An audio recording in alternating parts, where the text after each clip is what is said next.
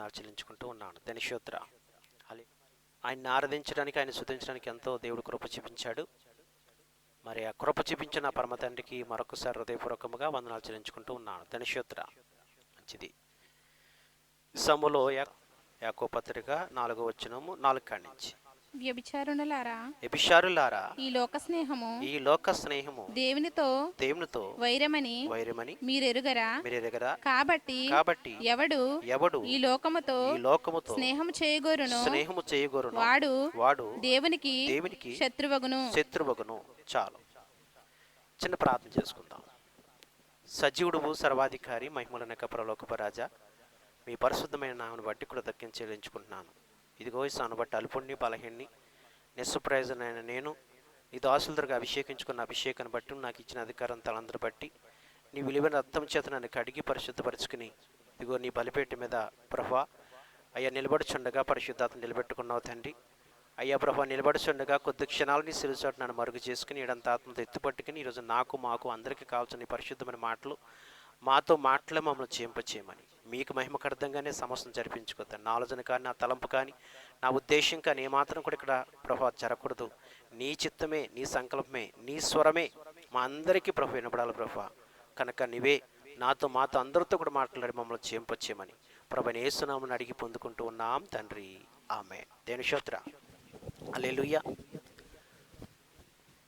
ప్రియ సహోదరి సహోదరులారా, ఈ రోజున దేవుని యొక్క వాక్యాన్ని చాలా జాగ్రత్తగా విని దేవుని ఆదరణ, దేవుని ఆశీర్వాదం అనేది మనం అందరం కూడా పొందుకుందాము.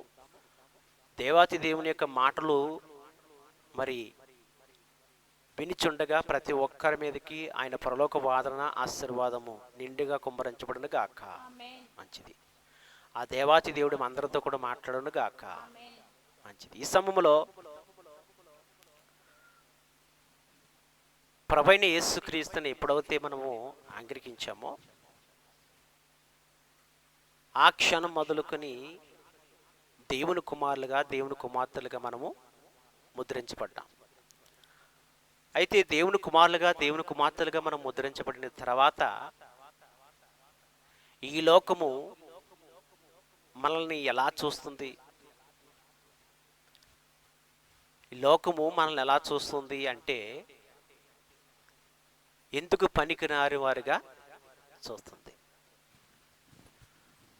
ఆలోచించండి. ప్రభువైన యేసుక్రీస్తుని అంగీకరించకుండా లోకముతో కలిసిపోయి లోకములో వారితో జీవిస్తూ లోకములో ఉన్న పద్ధతుల ప్రకారంగా నడుచుకున్నంత వరకు మనము ఈ లోకములో ఉన్న వారికి గనులుగానే ఉన్నాం, గొప్పవారిగానే ఉన్నాం.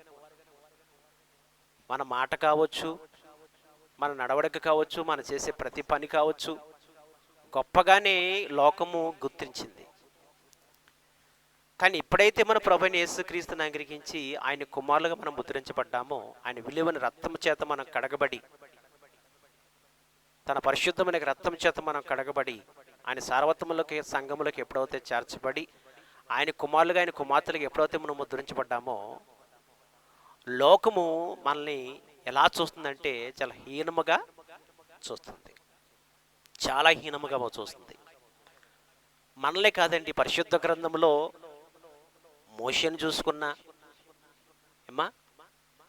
మరి దావీదును చూసుకున్నా, లేకపోతే పరిశుద్ధ గ్రంథములో భక్తులైన వారిని ఎంతమందిని చూసుకున్నా ఈ లోకము అయోగ్యులుగానే చూసింది తప్ప యోగ్యులుగా చూడలేదు. గనులుగా ఏమాత్రం కూడా లోకము చూడలేదు. అయితే ఇక్కడ మనం గమనించుకోవాల్సినది ఏంటంటే, మనకు తెలుసుకోవలసింది ఒక సత్యం ఈ రోజున మన మధ్యన బయలుపెడుతున్నాడు దేవుడు. లోకానికి అయోగ్యులుగా మనం ఉండొచ్చేమో కానీ దేవునికి మాత్రము యోగ్యులుగా ఉన్నాము. ధనిషోత్ర. యోగ్యులుగా ఎందుకు పనికిరాని వారుగా మనం ఉన్నాం కానీ దేవుని దృష్టిలో మాత్రము మనం ఎలా ఉన్నామంటే యోగ్యులుగా ఉన్నాము, గనులుగా ఉన్నాము. ఈ రోజున క్రైస్తవుడు ఇది గుర్తెరగాలి. ఇది గుర్తెరిగి మన విశ్వాసాన్ని కాపాడుకుంటూ, మన భక్తిని కాపాడుకుంటూ, మన ఆత్మీయ జీవితాన్ని కాపాడుకుంటూ మన విశ్వాస యొక్క ప్రయాణాన్ని కొనసాగిస్తూ ముందుకెళ్ళాలి.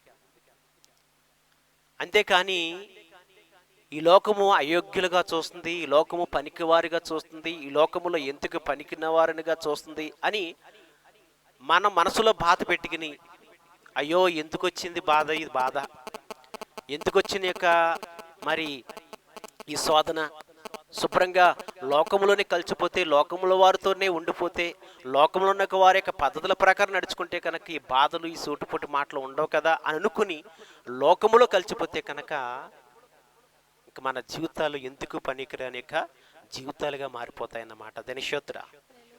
ఎందుకంటే ప్రభువైన యేసుక్రీస్తు సజీవుడు.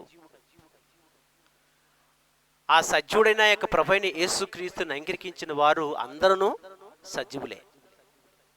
అర్థమవుతుందండి. అందుకనే ఇక్కడ అపోస్తలుని యొక్క యాకోబు ద్వారా మాట్లాడుతున్న మాట ఏంటంటే, ఈ లోక స్నేహము దేవునితో వైరం అన్నాడు. ఎవడైనా సరే లోక స్నేహాన్ని బట్టి నడుచుకుంటే కనుక వాడు దేవుడికి ఏమాత్రము కూడా సమీపంలో ఉన్నాడట. ఏమంటున్నాడు అక్కడ? మళ్ళొకసారి వాక్యం చదువమ్మా. వ్యభిచారులారా, ఈ లోక స్నేహము దేవునితో వైరమని మీరెరుగరా. కాబట్టి ఎవడు ఈ లోకముతో స్నేహము చేయగోరునో వాడు దేవునికి శత్రువగును. ధనిషోత్ర. ఎవడైతే ఈ లోకముతో స్నేహం చేయాలని, లోకములో ఉన్న వారితో అయోగ్యులుగా అనిపించుకున్న కన్నా లోకముతో కలిసిపోయి గనులుగా ఉందామని అనుకుంటున్న వారు దేవునికి శత్రువులు అవుతారని చెప్పేసి ఇక్కడ యాకోబు యొక్క భక్తుడి ద్వారా పరిశుద్ధాత్మ దేవుడు మనకి తెలియపరుస్తున్నాడు. అర్థమవుతుందండి మీకు ఇక్కడ? ఆలోచించండి ప్రియ సహోదరి సహోదరులరా. ఇక్కడ పరిశుద్ధాత్ముడు మాట్లాడుతున్న యొక్క మాటను మనం ఈ రోజున చాలా జాగ్రత్తగా లోతుగా మనం పరిశీలించుకోవాలి. ఎందుకంటే మనం ఈ రోజున లోకములో ఉన్నవారిని సంతోషపెట్టేవారుగా ఉంటే కనుక మనము దేవునికి ఏమైపోతాం? అప్పుడు శత్రువులం అయిపోతాం అనమాట. దేవునికి దూరం అయిపోతాం. అర్థమవుతుందండి? దేవుడు మనకు దూరం అయిపోతాడు. అర్థమవుతుందండి? మనము దేవునికి శత్రువులం అయిపోతాం అనమాట. ఆలోచించండి. అయితే దేవుడు ఎప్పుడైతే మనకు దూరం అయిపోతాడో ఇంక మనకు బ్రతుకు లేదు ఈ లోకంలో బ్రతుకుండొచ్చేమో తప్ప, అర్థమవుతుందండి, ఆయనలో నివసించే యొక్క భాగ్యము ధన్యత మనము కోల్పోతాం. అర్థమవుతుందండి. అయితే మనం గమనించుకోవాల్సింది ఏంటంటే, లోకము అయోగ్యులుగా మనల్ని చూస్తుంది కదా. మరి లోకం అయోగ్యులుగా చూస్తున్నప్పుడు ఇప్పుడు మనం ఏం చేయాలి? ఎలాగుండాలి? ఎలా జీవించాలి? ఈరోజు చూడండి, ప్రభువుని అంగీకరించిన తర్వాత మరి యేసుక్రీస్తు యొక్క నామములో బాప్తిస్మం పొందుకుని మరి ఆయన సన్నిధికి వచ్చి ఆయన రక్తంలో కడగబడి ఆయన బిడ్డలుగా మనం ఎప్పుడైతే మనం ముద్రించబడ్డామో ఆ క్షణం మొదలుకుని అన్ని విషయములు కూడా ఈ లోక పద్ధతులని, ఈ లోక ఆచారాలని, ఈ లోకంలో ఉన్న నడవడికలని, పద్ధతులని అవన్నీ విడిచిపెట్టేసి మనము నిష్ఠగా దేవునికి మహిమకర్థంగా దేవుని యందు భయభక్తులు కలిగి నడుచుకుంటున్నప్పుడు ఇప్పుడు మన బంధువులే కావచ్చు, మన గ్రామంలో ఉన్నవారు కావచ్చు, మన పేటలో ఉన్నవారు కావచ్చు, మన చుట్టూ ఉన్న వారందరూ కూడా ఏమంటారు? ఇప్పుడు ఇది మారిపోయిందిరా బాబు, ఇది మునిగిపోయింది దాంట్లోనూ, అంతకుముందు అన్నీ చేసేది ఈ మధ్యలో అసలు ఏది కూడా చేయట్లేదు, మన పద్ధతుల ప్రకారం నడుచుకుంటలేదు అని చెప్పి చాలామంది కూడా ఏం చేస్తారంటే వారు సూటుపోట్లు మాట్లాడటమే కాకుండా అవసరమైతే గ్రామ పెద్దల ద్వారా తీసుకెళ్తారు. గ్రామ పెద్దల ద్వారా దాంట్లోకి తీసుకెళ్ళిపోయి అవసరమైతే వాళ్ళ చేత ఏం చేస్తారో తెలుసండి, వెలివేయించేస్తారనమాట. పెద్దల చేత వెలివేయించేసి చాలా భయంకరముగా నీచముగా ప్రవర్తిస్తారు. అర్థమవుతుందండి? అక్కడి నుంచి ఎలా ప్రవర్తిస్తారో తెలుసండి గ్రామస్తులు. అర్థమవుతుందండి? ఒక పెళ్ళవుతే పిలవరు. అర్థమవుతుందండి? ఒక శుభకార్యం జరిగితే పిలవరు. అర్థమవుతుందండి? ఒక చనిపోయినా మన ఇంట్లో ఏదన్నా శుభకార్యం జరిగినా మన ఇంటికి రారు. ఒకవేళ మన ఇంట్లో చనిపోయినా ఏం జరిగినా కానీ అసలే వారు ఏమాత్రం కూడా సంబంధం లేనట్టుగానే చూస్తారు. అంటే ఈ లోకము దేవుని నమ్ముకున్న బిడ్డలను ఎలా చూస్తుందంటే అయోగ్యులుగా చూస్తుంది, పనికి వారినిగా చూస్తుంది. మరి పనికి వారినిగా చూస్తున్నప్పుడు ఇప్పుడు మనమేం చేయాలి? ఇప్పుడు మనమేం చేయాలి? అర్థమవుతుందండి. అపొస్తలుడైన పౌలు గారు ఒక మాట అంటాడు. ఆయన చూడండి ఒకసారి, గలతీ పత్రిక 1:10 కాడి నుంచి ఒకసారి చదువుకుందాం. ఇప్పుడు నేను మనుషులకు దయను సంపాదించుకొనుచున్నానా దేవునికి దయను సంపాదించుకొనుచున్నానా నేను మనుషులను సంతోషపెట్టగోరుచున్నానా నేను ఎప్పటికీ మనుషులను సంతోషపెట్టని వాడనైతే క్రీస్తు దాసునుడు కాకపోదును. సహోదరులారా నేను ప్రకటించిన సువార్త మనుష్యుని యోచన ప్రకారమైనది కాదని మీకు తెలియజెప్పుచున్నాను. దేనిశోత్రం. ఇక్కడ చూడండి, ఇక్కడ అపొస్తలుడైన పౌలు గారు ఎప్పుడైతే దమస్కు పట్టణానికి వెళ్తున్నాడో, ఆ దమస్కు పట్టణానికి వెళ్తున్నప్పుడు దేవుడు దర్శించాడు ఆయన్ని. దేవుడు దర్శించిన తర్వాత అర్థమవుతుందండి, దర్శించిన క్షణం మొదలుకొని అన్ని విషయంలో కూడా దేవునికి మహిమకరంగా జీవించటము ప్రారంభించాడు. ఇంక లోకాన్ని విడిచిపెట్టేశాడు, ఈ లోకములో ఉన్న వారిని విడిచిపెట్టాడు. అన్ని విషయములో కూడా దేవుని చిత్తాన్ని నెరవేర్చడం ప్రారంభించాడు. దేవునికి సంకల్పన బట్టి మరి ముందుకెళ్తున్నాడు. అయితే ఇక్కడ మనం గమనించుకోవాల్సింది ఏంటంటే, ఎప్పుడైతే దేవునికి చిత్తాన్ని దేవునికి సంకల్పం బట్టి ముందుకెళ్ళిపోతున్నాడో, ఇప్పుడు ఈ లోకము ఈ సౌలుని ఏం చేస్తుంది? ఇప్పుడు చాలా భయంకరంగా దూషిస్తుంది, చాలా భయంకరంగా అవమానపరుస్తుంది, చాలా భయంకరంగా హేళన చేస్తుంది, అనేక రకాలుగా అనేక విధాలుగా మరి భయంకరంగా అతన్ని ఈలిపెట్టి చేపిస్తుంది, అయోగ్యులుగా చూస్తుంది ఈ యొక్క అపొస్తలుడైన పౌలు గారిని. అటువంటి సమయంలో అదవుతుంది అపొస్తలుడైన పౌలు గారు ఏం చెప్తున్నాడో తెలుసండి, మనుషులు సంతోషపెట్టు కూర్చున్నానా లేకపోతే దేవుని సంతోషపెట్టు కూర్చున్నానా అంటున్నాడు. ఆలోచించండి, ఎందుకు అంటున్నాడు ఆ మాట? మనుషులను సంతోషపెట్టేవారుగా నేను ఉంటే కనుక ఇప్పుడు ఎవరిని ఎవరిని దుఃఖపెడతాను? నేను ఇప్పుడు నా దేవుని దుఃఖపెడతాను. ఈ లోకము అయోగ్యులుగా నన్ను చూసినా, ఈ లోకము నన్ను హింసించినా, నిందించినా, ఎందుకు పనికిరాని వాడని చాలా భయంకరంగా నన్ను అవమానకరంగా మాట్లాడుతున్నా కానీ నేను ఏమాత్రము కూడా మనుషులను సంతోషపెట్టాలని ఏమాత్రం కూడా నేను తలంచను. నా జీవితంలో శ్రమ రావచ్చు, ఇబ్బంది రావచ్చు, ఈ లోకం ద్వారా ఎన్నో కష్టాలు నా జీవితంలోకి రావచ్చు, కానీ మనుషులను సంతోషపెట్టగోర్చడానికి ఏమాత్రం కూడా నేను ఇష్టపడను. అర్థమవుతుందండి? ఎందుకు ఆ మాట అంటున్నాడంటే, మనుషులను సంతోషపెట్టేవాడుగా ఉంటే కనుక ఎవరికి శత్రువు అయిపోతాడు? ఇప్పుడు అతను దేవునికి దూరం అయిపోతాడు, దేవునికి శత్రువు అయిపోతాడు.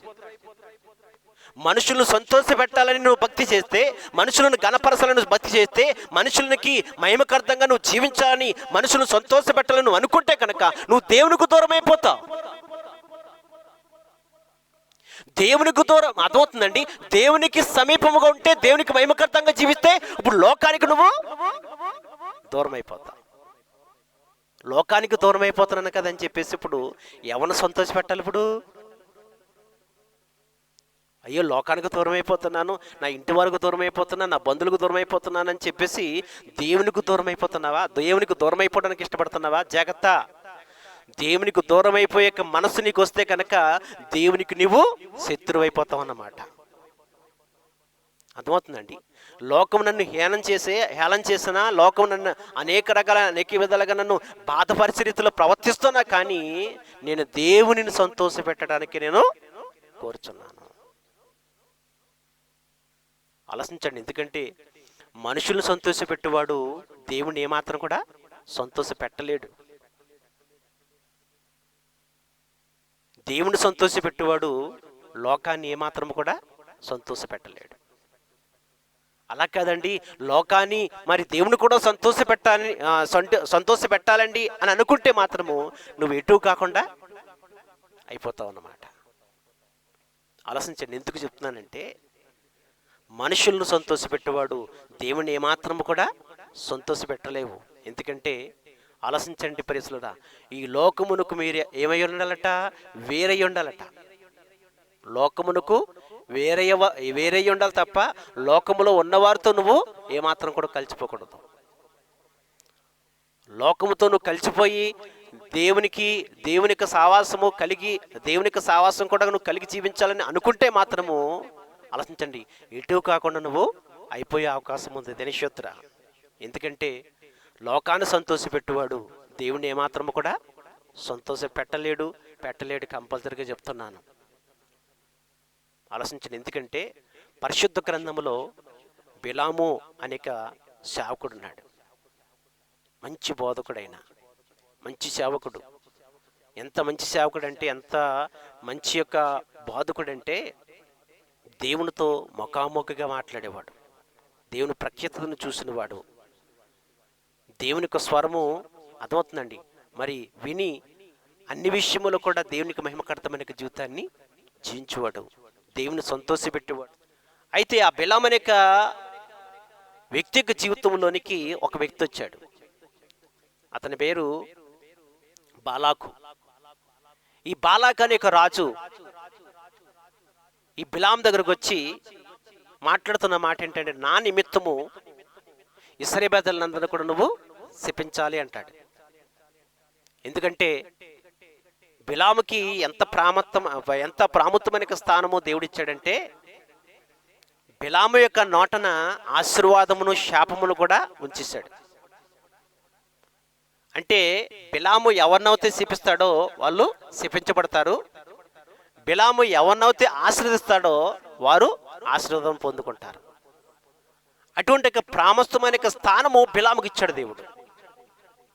అటువంటి ప్రాముఖ్యమైన స్థానాన్ని, అటువంటి తలంతుని పొందుకుని ముందు కొనసాగుతున్నప్పుడు ఈ బాలాకు అనే వ్యక్తి వచ్చి, నా నిమిత్తం ఇశ్రాయేలీయులందరూ కూడా శపించాలి అంటాడు. అవసరమైతే నీకు కానుకలు ఇస్తాను, నీకు బహుమానం ఇస్తాను, విస్తారమైన బహుమానం ఇస్తానని చెప్పేసి ఈ యొక్క బాలాకు ఈ యొక్క బిలాము దగ్గరకు వచ్చి ఎన్నో రకాలుగా అతను చెప్తాడు. అయితే చెప్తున్నప్పుడు చాలా విషయాల్లో చాలా రకాలుగా ఈ బిలాము దేవుడు శపించిన వారిని నేను శపించటం ఏమాత్రం కూడా కరెక్ట్ కాదు, వారి మీద దేవుడు ఆశీర్వాదం ఉంది. ఇశ్రాయేలీయులందరికీ కూడా యాకోబు యొక్క సంతానం మీద దేవునికి ఆశీర్వాదం ఉంది.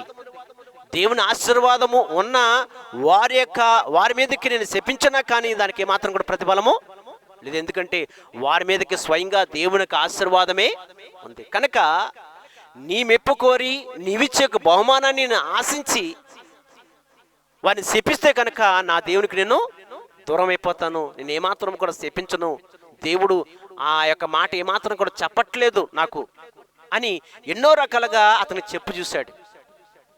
చెప్పు చూసినా కానీ చెప్పినప్పుడల్లా కూడా ఏదో రకంగా ఏదో విధానంగా అతనికి బహుమానాలు ఆశించేవాడు. ఒకసారి చెప్పాడు, వినలేదు బిలాము. రెండోసారి చెప్పాడు, వినలేదు బిలాము. మూడోసారి చెప్పాడు, వినలేదు బిలాము. ఇలాగా చెప్పినప్పుడల్లా కూడా బహుమానాలు పెంచుకుంటా ఏదో రకంగా బిలాముని అర్థమవుతుందండి అతని వైపు తిప్పుకొని అతని యొక్క మాట ప్రకారంగా ఇశ్రాయేలీయులందరూ కూడా శపించాలి బిలాము అన్న ఆలోచనతోనూ ఈ బాలాకు ఎన్నో రకాలుగా ప్రయత్నాలు చేసేవాడు. ధనిషోత్ర అర్థమవుతుందండి. ఇలాగా చాలాసార్లు ప్రయత్నాలు చేస్తున్నప్పుడు చివరికి ప్రియ సహోదరి సహోదరుడా ఈ యొక్క మరి ఈ బిలాము ఏం చేశారు తెలుసండి పరిస్థితులుడా, రాజు యొక్క బహుమానాన్ని ప్రేమించి అర్థమవుతుందండి మరి దేవుని ప్రజలైన ఇశ్రాయేలీయులని శపించడానికి మూల కారణమయ్యాడు. ధనిషోత్ర ఇతను శపించలేదు కానీ దేవుడే శపించే రీతిలో ఇతను ఘోరాతి ఘోరమైన భయంకరమైన ప్రవర్తించాడు. ఎందుకు అంత భయంకరమైన ప్రవర్తన ప్రవర్తించాడు, ఎందుకు అంతగా మరి దేవునికి ప్రజలందరూ కూడా శ్రాపగ్రస్తులుగా అయిపోవటానికి మరి మూల కారణం ఎందుకు అంతగా భయంకరంగా తెగించాడు అంటే అర్థమవుతుందండి. ఆలోచించండి. రాజు ఇచ్చే బహుమానాన్ని, బాలాకు ఇచ్చే బహుమానాన్ని ఆశించి దాన్ని ప్రేమించి ఆ భయంకరమైన పనికి పూనుకున్నాడు అమ్మ ధనిషోత్ర. అర్థమవుతుందండి. చూడండి అవసరమైతే ప్రియ 2 పేతురు పత్రిక 2:15 నుంచి ఒకసారి చదువుకుందాం.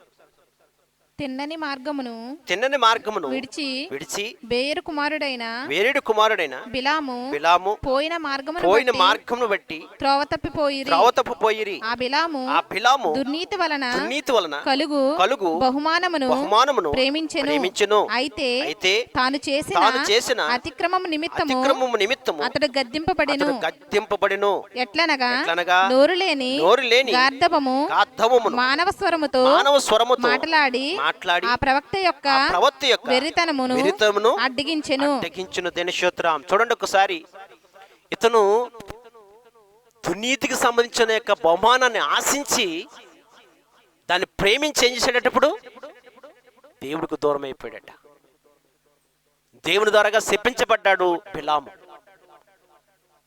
అన్ని విషయంలో కూడా దేవునికి మహిమకర్తంగా జీవిస్తూ దేవునికి ప్రధాన బిడ్డగా అన్ని విషయంలో కూడా దేవునికి మహిమకర్తమైన జీవించిన ఈ యొక్క బిలాము దేవునికి ఎందుకు దూరం అయిపోయాడు?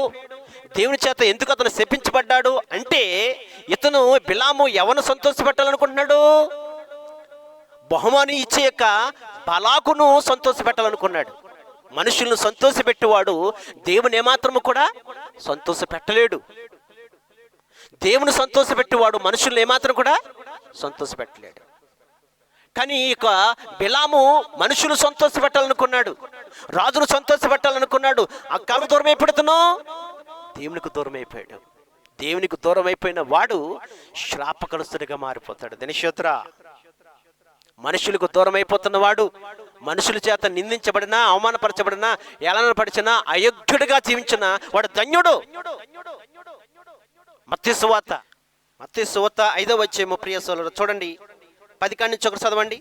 నీతి నిమిత్తము హింసించబడువారు ధన్యులు, పరలోక రాజ్యం వారిది.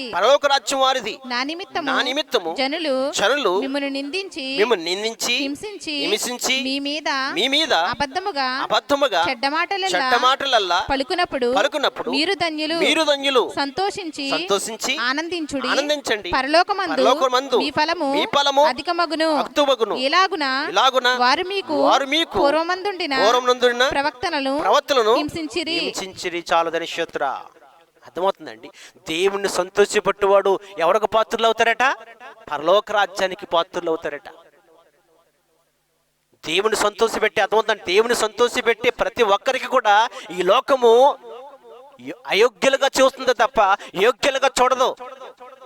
దేవుని సంతోషపెట్టే ప్రతి ఒక్కరికి కూడా ఈ లోకము అయోగ్యులుగానే చూస్తుంది. ఎందుకు పనికిరాని వారుగానే హేళనగా మాట్లాడుతూ ఉంటుంది, హీనంగా మాట్లాడుతూ ఉంటుంది. హీనంగా మాట్లాడుతుంది కదా, మరి అనేక రకాలుగా అనేక విధాలుగా తుణీకరించే రీతిలో మాట్లాడుతుంది కదా అని చెప్పేసి వాళ్ళకు అనుకూలమైన బోధ చేయకూడదు. బిలాము ఎవరికి అనుకూలంగా బోధ చేశాడు? ఇప్పుడు ఎవరికి అనుకూలంగా బోధ చేశాడంటే బాలాకుకు అనుకూలమైన బోధ చేశాడు. బాలాకుకు అనుకూలమైన బోధ ఎప్పుడైతే చేశాడో ఇప్పుడు దేవుడికి అతను దూరం అయిపోయాడు అన్నమాట. ఈ రోజున ప్రవక్తలు కూడా అనేక మంది సేవకులు కూడా మనుషులకు అనుకూలముగా, ఆ పేటలో ఉన్న వారికి అనుకూలముగా దేవునికి సువార్తను ప్రకటిస్తారు తప్ప సత్యాన్ని ఉన్నది ఉన్నట్టుగా చెప్పేవారు కాదు. ఈ రోజున కొంతమంది యొక్క బాధకులు మనుషులు సంతోషపెట్టాలని, గ్రామస్తులు సంతోషపెట్టాలని, పేటలను సంతోషపెట్టాలని, పేటలో ఉన్నవారిని సంతోషపెట్టాలని ఈ రోజున బాధ జరుగుతుంది. అర్థమవుతుందండి. కానీ వాళ్ళకి చెప్తున్న యొక్క మాట ఏంటి తెలుసండి? మనుషులను సంతోషపెట్టేవాడు దేవుని ఏమాత్రం కూడా సంతోషపెట్టవని సత్యాన్ని తెలుసుకోవాలి. సహోదరి, సహోదరుడా, బాధకుడా, ధనిశోత్ర. ఈరోజు చాలా మంది కూడా వారికి అనుకూలమైన బాధ చేస్తేనే సేవకుని అంగీకరిస్తారు, సంతోషంగా చెప్తారు, సంతోషమైన సాక్ష్యాలు చెప్తారు. వాళ్ళ యొక్క మనసుకి బాధకరి రీతిలో ఏదైనా బాధ చేసిన వాక్యం చెప్పినా ఇంకా ఆ సేవకుని ఏం తెలుసండి, ఇంకొక రకంగా ఎన్నో రకాలుగా చాలా భయంకరంగా దూషిస్తూ ఉంటారు, అవమానపరుస్తారు, ఏలం చేస్తారు, చూటుపోటు మాటలు మాట్లాడుతూ ఉంటారు చాలా మంది కూడా. ధనిక్షేత్ర అర్థమవుతుందండి. ఆలోచించండి ప్రియులారా. ఇప్పుడు ఈ రోజున సత్యాన్ని ఉన్నది ఉన్నట్టుగా చెప్తున్నప్పుడు, దేవునికి బాధ చెప్తున్నప్పుడు ఈ లోకము అయోగ్యులుగా చూస్తుందా లేకపోతే యోగ్యులుగా చూస్తుందా? లోకము ఉన్నది ఉన్నట్టుగా చెప్తుంటే మొదలు ఏం చెప్తున్నారు? ఇప్పుడు వాళ్ళకి ఎలాగుంది దేవుని సువార్త? వెరితనముగా ఉంది. వెరితనముగా ఉండి వాళ్ళు ఏం మాట్లాడుతున్నారు? వాళ్ళు చాలా ఘోరాతి ఘోరమైన భయంకరమైన వ్యక్తులుగా మాట్లాడటమే కాకుండా ఆ సత్యాన్ని ప్రకటిస్తున్న యొక్క ఆ బోధకులని, ఆ విశ్వాసులని హింసిస్తున్నారు, నిందిస్తున్నారు, ఏళన చేస్తున్నారు. ఎందుకంటే సత్యం వాళ్ళకి ఎలా ఉందో తెలుసండి, వెర్రితనముగా ఉంది. దినశుద్ర వెర్రితనముగా ఉంది. గమనించండి నా ప్రియ సహోదరులారా, మనుషులను సంతోషపెట్టేవాడు దేవుని ఏమాత్రం కూడా సంతోషపెట్టలేడు. ఒక రోజున హేరోదు రాజు బలిపీఠం మీద నిలబడి దేవునికి బోధని చేస్తాడట. దేవునికి బోధ చేస్తున్నప్పుడు ఆ బోధ విన్న ప్రతి ఒక్కరు కూడా, అబ్బా ఇది మరి మనుషుల యొక్క స్వరం కాదు కానీ, మానవుల యొక్క స్వరం కాదు కానీ దేవునికి స్వరమే అని అనుకుంటారట. చాలా గొప్పగా చెప్పుకుంటున్నారట అక్కడ ఉన్న వాళ్ళందరూ కూడా. దినశుద్ర ఈరోజు చెప్తున్న యొక్క ప్రతి ఒక్క బాధ ఆ మనుషులందరికీ గెలవని తెలుసండి, ఇది మానవ స్వరము కాదు, దేవుని స్వరమే అని అనేక మంది ఏ రోజు చెప్పే యొక్క బాధ అందరూ కొని విని గొప్ప గొప్పగా చెప్పుకుంటున్నారట. ఆ చెప్పుకుంటున్న యొక్క సమయంలో జరిగిన సిచ్యువేషన్ అంటే మనం చూసుకుందాం ఒకసారి. అపోస్తలుల గ్రంథం 12వ అధ్యాయం తీసారా, 12లో 21 చదవండి ఒకసారి. నియమింపబడిన దినమందు హేరోదు రాజవస్త్రములు ధరించుకొని న్యాయపీఠం మీద కూర్చుండి వారి ఎదుట ఉపన్యాసం చేయగా జనులు ఇది దైవస్వరమే గాని మానస్వరము కాదని కేకలు వేసిరి. అర్థమవుతుందండి. ఏ రోజు రాజు ఎప్పుడైతే నిలబడి దేవునికి బోధ చెప్తున్నాడు, అక్కడ బోధ చేస్తున్నాడో, ఆ బోధ చేస్తున్న ఆ యొక్క ఏ రోజును చూసి వాళ్ళందరూ ఏమంటున్నారు, ఇప్పుడు దైవస్వరమే కానీ ఇది మానవ స్వరము కాదని చెప్తున్నాడు. అర్థమవుతుందండి. అంటే చూడండి, ఇప్పుడు ఏ రోజు మనుషులను గణపరిచేవాడు ఉన్నాడు, మనుషులను సంతోషపెట్టేవాడు ఉన్నాడు, మనుషులను అన్ని విషయంలో కూడా మరికి మనుషులకు సంతోషపెట్టే ఒక బోధ అతను చేస్తున్నాడు ఏ రోజు రాజు హేరోదు. అయితే ఇక్కడ చూడండి, కింద చదువుకుందాం ఒకసారి. అతడు దేవుణ్ణి మహిమపరచనందున వెంటనే ప్రభు యొక్క దూత తన మొత్తును గనుక పురుగులు పడి ప్రాణము విడిచెను. దినశూత్రం. అర్థమవుతుందండి. హేరోదు రోజు చేసిన బాధ ఎవరికి మెప్పలేదు, దేవునికి మెప్పలేదు, దేవునికి సంతోషం కలిగించలేదు. మనుషులకి సంతోషము కలిగి ఉందేమో కానీ దేవునికి మాత్రము సంతోషం లేదు. హేరోదు రోజు చేసిన బాధ అయితే దేవునికి మహిమకర్థంగా, దేవునికి సంతోషం కలిగే రీతిలో హేరోదు రోజు చేసిన బాధ లేదు కాబట్టి దేవుడు ఏం చేశాడట, దేవునికి దూత అతని యొక్క నొసల మీద మొత్తగా అతను పురుగులు పట్టి చచ్చానంట. అతని శత్ర. నా ప్రియ సహోదరి సహోదరురా, లోకములో ఉన్నవారిని విశ్వాసులను సంతోషపెట్టే రీతిలో, విశ్వాసులకి మరి సంతోషం కలిగే రీతిలో నువ్వు బాధ చేస్తున్నావేమో. ఈ రోజున కూడా అటువంటి బాధలే విశ్వాసులు కూడా అంగీకరిస్తారు. సుతుకుటం పెట్టుకున్నావు అనుకోండి, అక్కడ దేవుని వాక్యం చెప్పకూడదు. వాళ్ళ ఇంటికి వెళ్ళినప్పుడల్లాను పలా పెట్టామని, లేకపోతే మాంసం పెట్టామనో, లేకపోతే మరి లేకపోతే చేపలు ఇట్టామనో, లేకపోతే మంచి కానుగిట్టామనో, ఇలాగా వాళ్ళు పెట్టినవన్నీ కూడా ఇంకెలాగా ఉండాలంటే వాళ్ళని సంతోషపెట్టే రీతిలో ఉండాలి. సాక్ష్యం చెప్పాలంతే, వాక్యం చెప్పకూడదు వాళ్ళకి. ఎప్పుడైతే అలా చెప్తున్నామో ఇంకా ఎలాగుందో తెలుసండి పరిస్థితులురా, ఎంత సంతోషం వస్తుందో. ఇంకా తెల్లపోతున్న అబ్బా మా పాస్టర్ గారు లాంటి పాస్టర్ గారు ఎవరు లేరని చెప్పేసి అనుకుంటుంది ఆవిడ. ధనిషత్తురా. ఇలాగే ఒక రోజున పేరుపాలెం వెళ్ళాను నేను. పేరుపాలెము మూలరాయి వేయటానికి వెళ్ళాను. నన్ను రమ్మన్నారు, నేను ఒక్కడే కదా అని చెప్పేసి వెళ్ళాను. వెళ్ళేటప్పటికి ఇంకొక అక్కడ ఉన్న స్థానిక పాస్టర్ గారిని కూడా తీసుకొచ్చిన తర్వాత మరి అక్కడ నేను ప్రార్థన చేశాను. ప్రార్థన చేసిన తర్వాత తైలం వేసి మూలరాయి నిలబెట్టేసిన తర్వాత అప్పుడు నేను నిలబెట్టేసి ప్రార్థన చేసేసిన తర్వాత విశ్వాసులు ఇక్కడ ప్రార్థనకు వచ్చిన వాళ్ళందరూ కూడా ప్రార్థన చేశారు. ప్రార్థన చేసేసిన తర్వాత మేము పైకి వచ్చేసండి కొబ్బరిగా కొట్టించాడు దినశోత్ర. అయితే అక్కడ అయిపోయింది. అది అయిపోయిన తర్వాత కొన్ని రోజులు పోయిన తర్వాత వాళ్ళ అబ్బాయికి మహాభయంకరమైన నీరసం చేసింది. ఎంత భయంకరమైన నీరసం అంటే ఇంకా చచ్చిపోతాడనమాట. కాకినాడ కూడా తీసుకెళ్ళిపోయారు. ఆ కాకినాడ కూడా తీసుకెళ్ళిపోతే ఆ కాకినాడలో ఇక్కడ హోల్ పెట్టి మరి ఆహారం పంపించేవారు. ఇంకా డాక్టర్లు అందరూ కూడా చనిపోతాడు అని చెప్పేసి ఆ డాక్టర్లు చెప్పడమే తప్ప బతుకుతాడని ఎవరు కూడా చెప్పలేదు.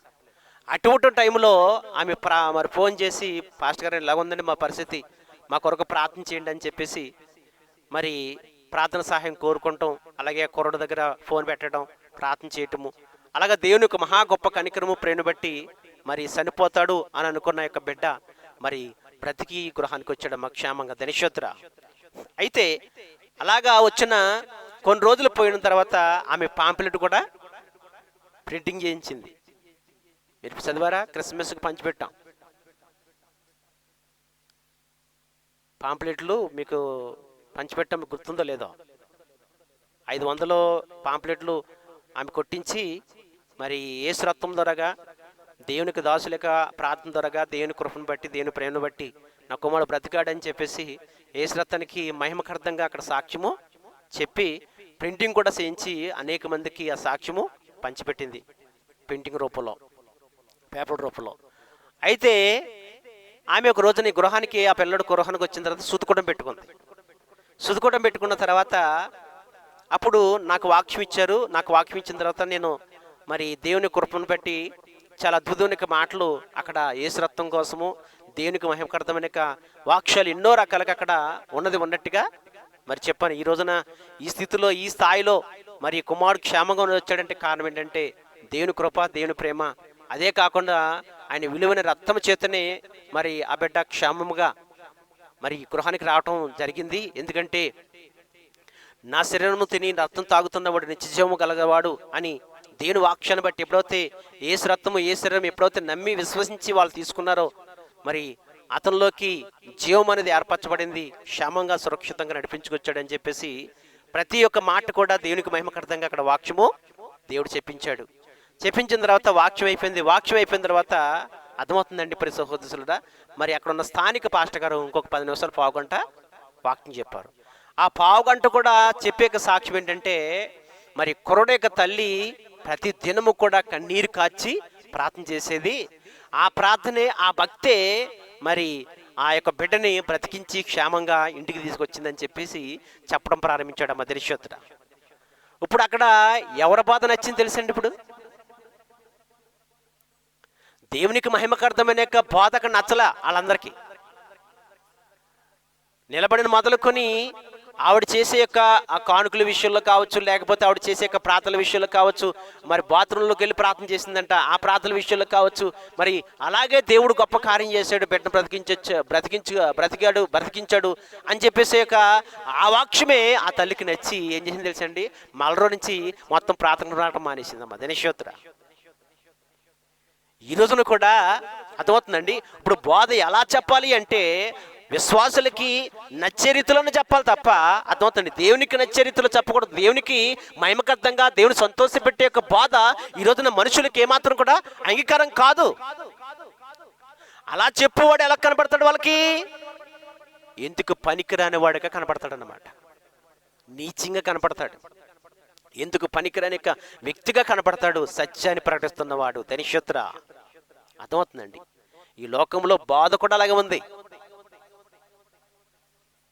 వాళ్ళకు అనుకూలమైన బాధలు, అర్థమవుతుంది. వాక్యం చెప్తుంటే వాళ్ళు నవ్వాలా, కొడుపు పోయేంత రీతిలో నవ్వాలన్నమాట. అలా చెప్పాలి వాక్యం. అలా చెప్తున్నప్పుడు అబ్బా పాస్టర్ గారు భలే నవ్విచ్చారు, నవ్వు వచ్చేసిందండి, చాలా కొడుపు పోయిందండి అని తెల్లరిపోద్దని ఎన్నో రకాలుగా చెప్తారు. కానీ ఉన్నది ఉన్నట్టుగా సత్యాన్ని చెప్తున్నప్పుడు చాలామంది కూడా వాళ్ళని ఎలా చెప్తారు తెలుసండి? అసలు పాస్టర్ గారు పట్టుకున్నారని, కానీ అసలు విడిచిపెట్టలేదండి బాబు, బుర్ర తినేసాడని అని చెప్పేసి చాలా భయంకరంగా వాళ్ళని చెప్పుకుంటారు. అర్థమవుతుందండి. ఎందుకంటే ఆలోచించండి ప్రజలురా, లోకాన్ని సంతోషపెట్టేవాడు దేవుణ్ణి ఏమాత్రం కూడా సంతోషపెట్టాడు.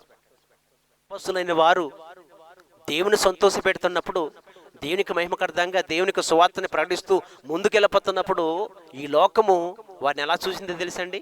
అపోస్తలుని ఎలా చూసిందో తెలుసా? చూడండి ఒకసారి. అదే అపోస్తల గ్రంథము 24వ వచనం. దేవుని సంతోషపెడుతూ, దేవునికి మహిమకర్థమైన జీవితాన్ని జీవిస్తూ, సత్యాన్ని ఉన్నది ఉన్నట్టుగా చెప్తున్నప్పుడు, దేవుని యొక్క మాటలు చెప్తున్నప్పుడు చాలా భయంకరంగా వాళ్ళు మరి ఆ మాటలు చెప్తున్న వారిని చాలా హేళన చేస్తున్నారు. ఒక రోజున అపోస్తలులైన పౌలు గారు ప్రియస్తులు ఒక చోటకి వెళ్ళి మరి దేవునికి బోధ చెప్తుంటే, ఆ బోధ వింటున్న ఆ యొక్క మనుషులు అంటున్న మాట ఒకసారి చదువుకుందాం. ఒకసారి అపోస్తల గ్రంథము 24:5 కాడి నుంచి చదువుకుందాం ఒకసారి. ఈ మనుషుడు పేడ వంటి వాడును భూలోకమందున్న సకలమైన యూదులను కలహమునకు రేపువాడును నజరేయుల భేదములకు నాయకుడై ఉండినట్లును మేము కనుగొంటిమి. సత్యాన్ని ఉన్నది ఉన్నట్టుగా ఈ అపోస్తలుడైన పౌలు గారు చెప్తుందంటే, అపోస్తలుడైన పౌలు గారు చెప్పిన యొక్క మాట వాళ్ళకి ఎలాగా మరి అనిపిస్తుందంట, అర్థమవుతుందండి. ఆ మాటలు వింటున్న వాళ్ళు ఇప్పుడు అపోస్తలుడైన పౌలు గారిని ఎలా ఏలం చేస్తున్నారు తెలుసండి. వీళ్ళు ఇక్కడ మాట్లాడుతున్న మాట ఒకసారి జ్ఞాపకం. ఈ మనుషుడు పేడ వంటివాడు. పేడ వంటివాడు అంటే అర్థం ఏంటి? పేడ వంటివాడు అంటే చూడండి, పంట పండిస్తున్నప్పుడు పేడ పట్టిందిరా అంటారు. అర్థమవుతుందా? ఏమంటారు? పేడ పట్టిందిరా అంటారు. అర్థమవుతుందండి. చూడండి, పేడ పట్టివాడు అంటే చేడ పురుగు. వీడు రాకకు మునుపు ఎంతో మరి మంచిగాను ఎంతగానో అన్ని విషయంలో కూడా బాగుండేవారు. కానీ వీడు వచ్చిన తర్వాత మనకు ఎలా తయారయ్యాడంటే ఉరిగా తయారయ్యాడు. పేడ వంటి వాడు, చెడ పురుగు. సత్యాన్ని ప్రకటిస్తున్న యొక్క అపోస్తలుడైన పౌలు గారికి ఏమి ఎదురవుతుంది? ఇప్పుడు ఏలన చేస్తున్నారు. వాళ్ళందరూ కూడా నిందిస్తున్నారు. ఈ రోజున సంఘ విశ్వాసులు కూడా అలాగే ఉన్నారు. ఉన్నది ఉన్నట్టుగా చెప్తే కనుక పాస్టర్ గారిని ఏలం చేస్తారు. ఇప్పుడు ఈ రోజున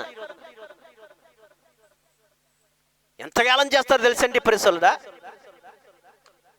వారి మాట వీరి మాట వినేసి వాక్యం చెప్తున్నారని చెప్పేసి ఏలం చేస్తూ, అర్థమవుతుందండి, ఇంకా సేవకుడికి దేవునికి మందిరానికి మరి సంబంధం లేనట్టుగానే బ్రతుకుతారు. ఎందుకంటే అర్థమవుతుంది, ఈ సేవకుడు చెప్పే యొక్క మాట మనుషులు సంతోషపెట్టుగా లేదు.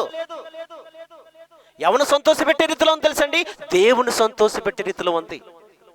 దేవుని సంతోషపెడుతున్న యొక్క అపోస్తలుడైన పౌలు గారికి ఈ లోకము ప్రియుల ఎంత ఏలనగా చూస్తుందో ఒకసారి జ్ఞాపం చేసుకుందాం. ఏమంటున్నారు వీళ్ళు? పేడ వంటివాడు, పేడ వంటివాడు, పేడ వంటివాడు. చాలా భయంకరంగా ఏలన చేస్తూ అవమానపరుస్తున్నారండి అపోస్తలుడైన పౌలు గారిని. చేడ పొడుగు వంటి వాడు, ఎందుకు పనికిరానివాడు. వీడు రాకమునుపు అందరూ బాగున్నవాళ్ళు, వీడు వచ్చిన తర్వాత అందరూ పాడైపోయారు. చాలా భయంకరంగా మాట్లాడుతున్నాడు ప్రియసులుడా.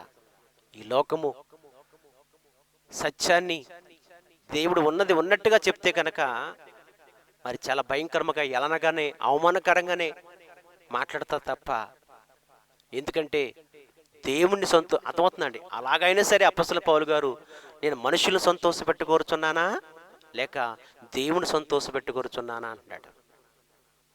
మీరు ఏలనగా మాట్లాడండి, అవమానగా మాట్లాడండి, ఎన్ని రకాలుగా ఎన్ని విధాలుగా నన్ను మరి ఈనమ్మగా నన్ను చూడండి, కానీ నేను మరి మనుషులు సంతోషపెట్టుకోరుచున్నానా దేవుని సంతోషపెట్టుకోరు. మనుషులకు దయని సంపాదించుకోవాలా దేవునికి దయని సంపాదించుకోవాలి నేను? అర్థమవుతుందండి. బిలాము ఎవరి దయని సంపాదించుకున్నాడు? బాలాకు యొక్క దయని సంపాదించుకున్నాడు. అర్థమవుతుందండి. ఈరోజు రాజు కూడా ఎవరి యొక్క దయని సంపాదించుకున్నాడు? మనుషులకు దయని సంపాదించుకున్నాడు. దేవునికి దూరమైపోయారు, శ్రాపగ్రస్తులుగా మిగిలిపోయారు. కానీ అపోస్తలుడైన పౌలు అలా కాదండి. అపోస్తలుడైన పౌలు గారు అలా కాదండి. మనుషులకు దయని నేను సంపాదించుకోరుచున్నానా లేకపోతే దేవునికి దయ సంపాదించుకోరుచున్నానా? ఎన్ని సోదరులు వచ్చినా ఈ లోకం ద్వారా, ఈ లోకంలో ఉన్నవారి ద్వారా ఎన్ని సోదరులు వచ్చినా కానీ అర్థమవుతుందండి, దేవునికి దయ నేను సంపాదించుకోవడానికి ఇష్టపడతాను తప్ప మనుషులు నాకు దయ నాకేమవసరం, నాకేమాత్రం కూడా అవసరం లేదు. తెలియశుద్ధుడా ఆలోచించండి. ఎందుకంటే అపోస్తలుడైన పౌలు గారు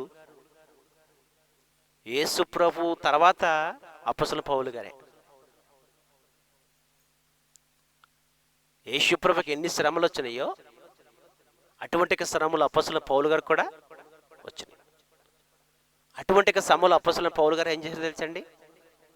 2 తిమోతి పత్రిక 4:7 నుంచి మంచి పోరాటము పోరాడి తిని నా పరుగు కడముట్టించి తిని విశ్వాసమును కాపాడుకుంటిని. ఇక మీదట నా కొరకు నీతి కిరీటము ఉంచబడి ఉన్నది. ఆ దినమందు ఆ దినమందు నీతిగల న్యాయాధిపతి అయిన ప్రభు అది నాకును నాకు మాత్రమే కాకుండా తన ప్రత్యక్షతను అపేక్షించు వారందరికీ అనుగ్రహించును. గట్టిగా చెప్పడం మేంబడదా. ఇక్కడ అపొస్తలుడైన పౌలు గారు చెప్తున్న మాట ఏంటి? నేను మంచి పోరాటము పోరాడుతుని. ఎప్పుడైతే ఉన్నది ఉన్నట్టుగా చెప్తావో, సత్యానికి లోబడి దేవునికి సంతోషపెట్టే రీతిలో, దేవునికి గణపరిచే రీతిలో ఎప్పుడైతే నువ్వు దేవునికి దయని పొందుకోవటానికి మరి సత్యాన్ని అనుసరించి ముందుకు కొనసాగుతావో, అర్థమవుతుందండి. నీ కొరకు ఏం దాసించిందట? జీవ కిరీటము ధరించబడిందట. దేవునికి జీవ కిరీటము దాచబడి ఉందంట. అందుకనే ఇప్పుడు అపొస్తలుడైన పౌలు గారి యొక్క పోరాటము దేని కొరకు? జీవ కిరీటము కొరకు. ఆ జీవ కిరీటము ప్రియులారా కొరకు ఇప్పుడు అపొస్తలుడైన పౌలు గారు మంచి పోరాటము పోరాడుతున్నాడట. ఈ లోకంలో ఉన్నప్పుడు ఒక పోరాటం ఉంది. దేని కొరకు పోరాడాలంటే మంచి యొక్క బహుమానం కొరకు పోరాడాలి. అది నాకే కాదు, అర్థమవుతుందండి. నాకే కాదు, మంచి పోరాడుతున్న ప్రతి ఒక్కరికి కూడా అది అనుకరించబడుతుంది అంటున్నాడు దినశోత్ర. ఆలోచించండి నా ప్రియ సోదరుడా. అదే కాకుండా 1 కొరింథీ పత్రిక 11వ అధ్యాయంలో ఒక వాక్యం ఉంది. అపొస్తలుడైన పౌలు గారు చెప్తాడు చూడండి. 1 కొరింథీ పత్రిక 11:1 కానీ చదవండి సారి. నేను క్రీస్తుని పోలి నడుచుకొనుచున్నాను, ప్రకారమును మీరును నన్ను పోలి నడుచుకోనండి అంటున్నాడు దినశోత్ర. హల్లెలూయా. అపొస్తలుడైన పౌలు గారు ఎలా నడుచుకుంటున్నాడట? క్రీస్తుని పోలి నడుచుకుంటున్నాడట. అంటే క్రీస్తు తర్వాత ఎవరు? అపొస్తలుడైన పౌలు గారు దినశోత్ర. ఎందుకు చెప్తున్నాను ఏంటంటే ఈ మాట, అసలే నేను క్రీస్తుని పోలి నడుచుకుంటున్నాను అనే మాట అంటానికి ఎంత సత్తా ఉండాలి, ఎంత దమ్ము ఉండాలి చెప్పండి ఒకసారి. ఉందా ఈ రోజున క్రైస్తవుడికి? నేను క్రీస్తుని పోలి జీవిస్తున్నాను అని ధైర్యంగా చెప్పుకునే మరి ప్రియులారా విశ్వాసి కానీ బోధకుడు కానీ ఉన్నాడంటారా ఈ లోకంలో? ఆలోచించండి. ఎంత ధైర్యం అండి అపొస్తలుడైన పౌలుకి అలా చెప్పడానికి. అవును, ఉన్నది ఉన్నట్టుగా సత్యాన్ని అనుసరిస్తూ అర్థమవుతుందండి. మరి లోకము అయోగ్యులుగా చూసినా కానీ దేవునికి యోగ్యులుగా ఉండాలని ఈ లోకములో మరి ఎన్ని రకాలుగా ఎన్ని శోధలు వచ్చినా, నిందలు వచ్చినా, అవమానాలు వచ్చినా, ఎన్ని రకాలుగా భయంకరంగా మరి అటువంటి శోధలు వచ్చినా కానీ అవి ఏమాత్రం కూడా లెక్క చేయకుండా దేవునికి మహిమకరమైన జీవితాన్ని జీవించాడు. కాబట్టి నేను క్రీస్తుని పోలి జీవిస్తున్నాను అన్నాడు. నేను క్రీస్తుని పోలి జీవిస్తున్నానని చెప్పేసి అన్నాడు. కాబట్టి నన్ను పోలి మీరు నా మాట కరెక్ట్గా నిలబడుతున్నవాడే అనగలుగుతాడు. కానీ ఈ రోజున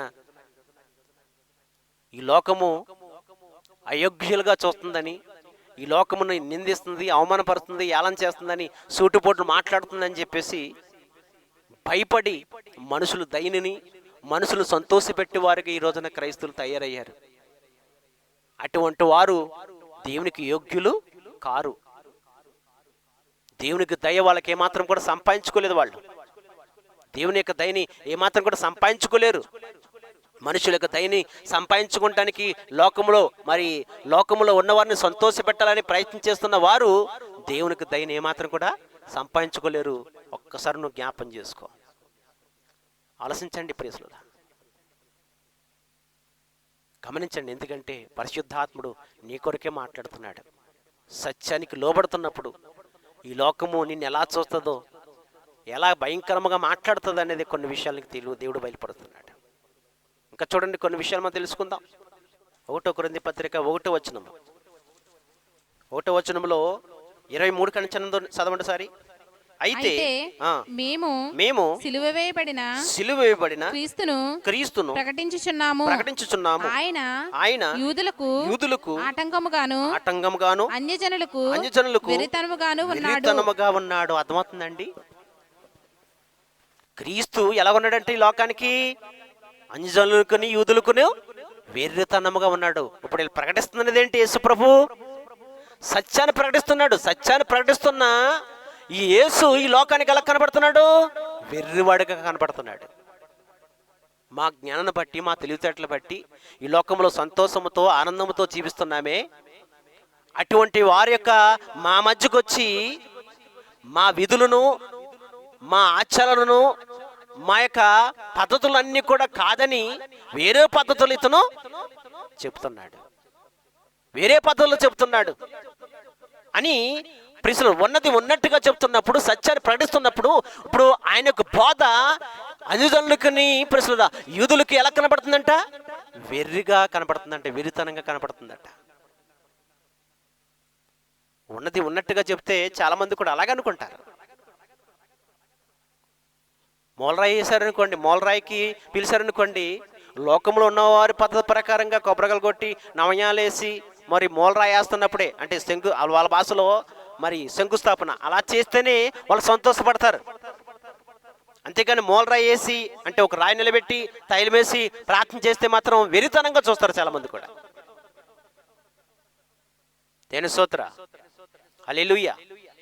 వివాహం జరుగుతుందనుకోండి, పెళ్ళికూతుని చేస్తున్నాను అనుకోండి, ఆ పెళ్ళికూతుని చేస్తున్నప్పుడు కూర్చోపెట్టి ప్రార్థన పూర్వకంగానే తైలం వేసో లేకపోతే ఏసురత్నం వేసో మనము మరి ప్రార్థన పూర్వకంగా ప్రార్థన చేస్తున్నాం అనుకోండి, విరితనంగా చూస్తారు చాలా మంది కూడా.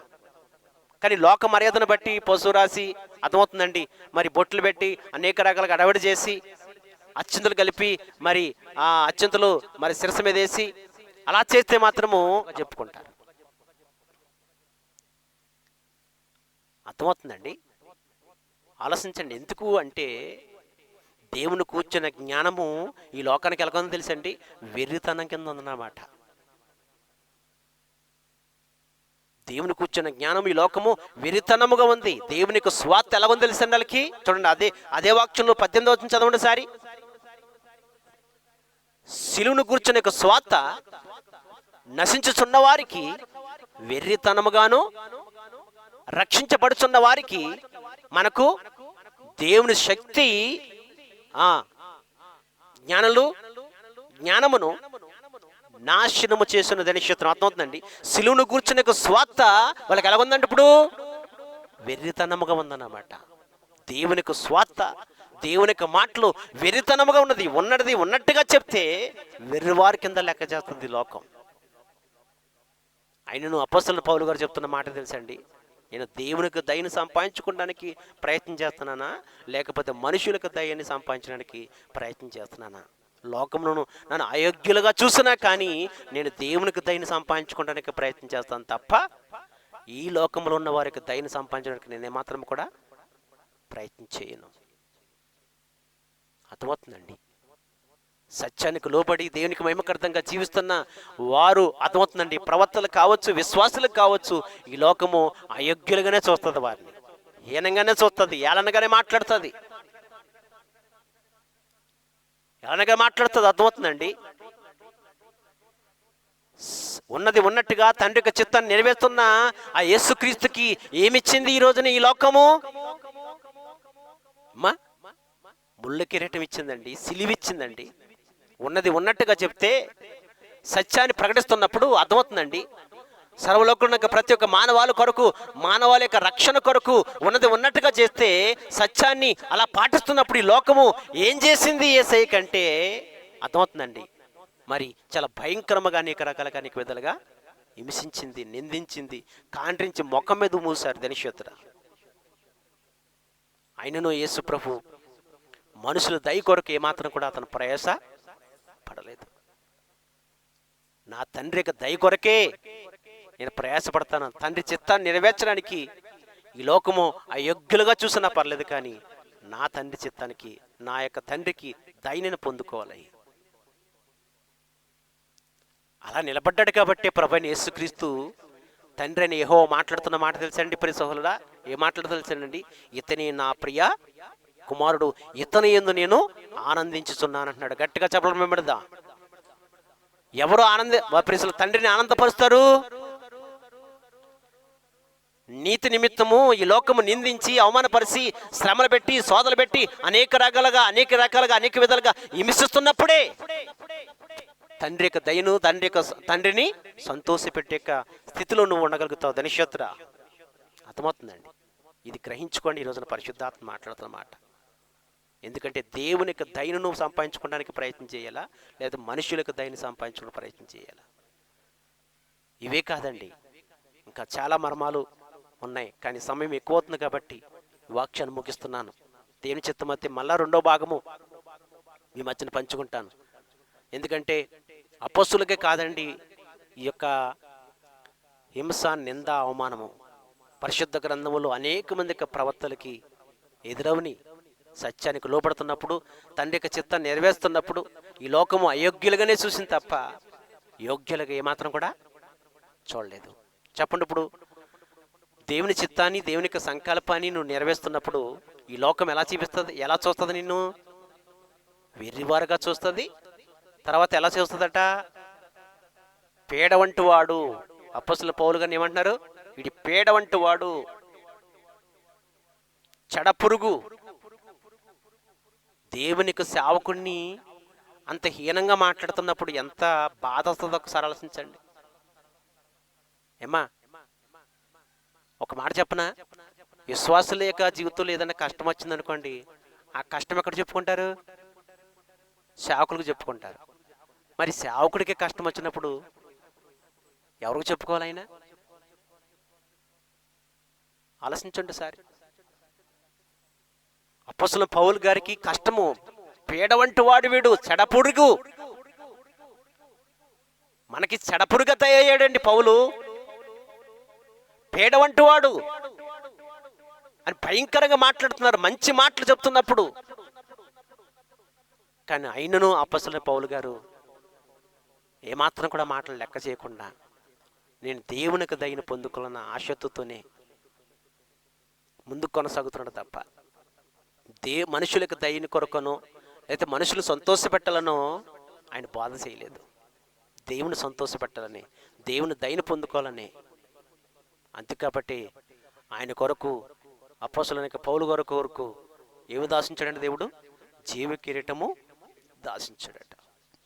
ఆ జీవి కిరీటము కొరకు మంచి పోరాడి తిని అంటాడు. కాబట్టి ఈ రోజున నీతి నిమిత్తమే ఎప్పుడైతే నువ్వు నిలబడుతున్నావో ఈ లోకము నిన్ను అయోగ్యులుగా చూస్తుంది, యోగ్యులుగా చూడదు. అప్పుడు నువ్వేమనుకోవాలి? ఇప్పుడు ఈ శ్రమకి, ఈ శోధనకి, ఇబ్బందికి, నిందకి నేను పాత్రురాలని అనుకోవాలా. అంతేకాని ఎందుకు వచ్చిన శ్రమ ఇది, ఎందుకు వచ్చిన శోధన, శుభ్రంగా వాళ్ళతో కలిసిపోదాము, వాళ్ళ మాటల ప్రకారంగా మరి వెళ్ళిపోదాము అని అనుకుంటే మాత్రము నువ్వేం కోల్పోతావంటే దేవుని దయను కోల్పోతావు. ఇప్పుడు బిలాము కోల్పడలేదా? హేరోదు రాజు కోల్పడలేదా? అర్థమవుతుందండి, ఆలోచించండి. ఇప్పుడు ఏది నువ్వు సంపాదించుకోవాలంటే దేవునికి దయను నువ్వు సంపాదించుకోవాలి. దేవుని యొక్క దయను నువ్వు సంపాదించుకోవాలంటే కనుక ఈ లోకం నేను ఎలా చూస్తుందంటే అయోగ్యులుగా చూస్తుంది తప్ప యోగ్యులుగా చూడదు. గ్రహించుకుని ఈ మాట ప్రకారంగా ఆయనకు మహిమకరమైన జీవితాన్ని జీవించు. ఆ దేవాతి దేవుడు మిమ్మల్ని, మీ కుటుంబాన్ని దీవించి ఆశీర్వాదంతో నింపబడిన కాక.